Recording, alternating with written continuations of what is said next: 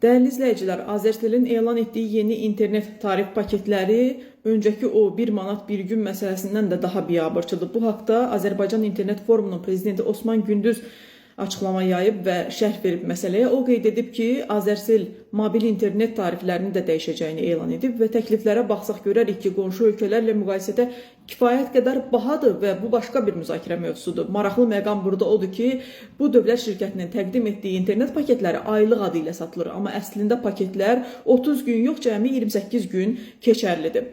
Bu Azertel tərəfindən təklif edilən yeni innovasiyadır və əvvəllər belə bir hal müşahidə edilməyib. Nə deməkdir bu?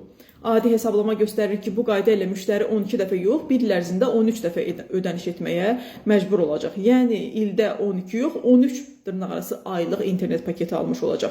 İli 13 aya çevirib Azertel. Bu isə az da olsa hər istifadəçidən əlavə qazanc deməkdir. Kiçik görünən bu rəqəm milyonlarla istifadəçidən toplananda şirkət üçün milyonlarla əlavə gəlir deməkdir. Azertel bu təcrübəni turistlər üçün nəzərdə tutulan Avropa ölkələrindəki 28 günlük sim kart təcrübəsi ilə eyniləşdirə bilməz. Çünki orada bu sistem yalnız qısa müddətli istifadə üçün, yəni turistlər üçün nəzərdə tutulur. Bizdə isə bu 28 gün yerli əhali üçün aylıq adı altında tətbiq olunur və Azerteldə kimsə deyə bilər ki, biz xırda işlərə baş qoşuruq və bunu anlamaq da olar. Amma bu 30-28 yanaşması heç də etik deyil və istehlakçıların etibarından sui-istifadə etməkdir. Rəqəmsal bərabərliyə zidd bir addımdır. Azertel dövlətə məxsus şirkətdir və bu cür praktikalar ictimai məsuliyyət və sosial ədalət prinsipinə də ziddir.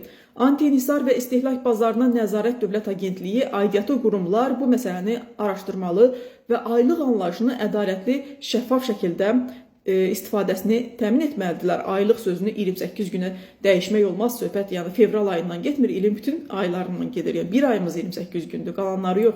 Ümumiyyətlə proseslər o qədər sürətlə inkişaf edir ki, insan zaman çatdırıb bu şirkətin nə etmək istədiyini anlamağa vaxt tapmır. 1 manat bir gün absurd açıqlamasından sonra bir daha bu qurumun son zamanlardakı tarif siyasətinə göz gəzdirəndə görmək olar ki, sadəcə burada əlimizdə təəssüflənmək var və sosial şəbəkələrdə də təəssüf deməzdim, haqlıdır istehlakçılar boykot aksiyalarına davam edirlər. Qonşu ölkələrin mobil operatorlarına baxsaq görərik ki, bütün qüvvələrini innovasiyalara, 5G-yə, 6G-yə, süni intellektə investisiya yatırmağa və yeni xidmətlərdən gəlir əldə etməyə yönəldilər. Amma Azertel nə edir? Azertel də müxtəlif maxinasiyalar etməklə, tariflərdə, ödənişlərdə müəyyən rəqəmlərlə oynamaqla insanlardan pul qopartmağa çalışır ki, bu da əlbəttə ki, heç kimdə çörəyi qulağına yemir və insanlar da bunu görürlər və istehlakçı olaraq narazı qalırlar və boykot edirlər.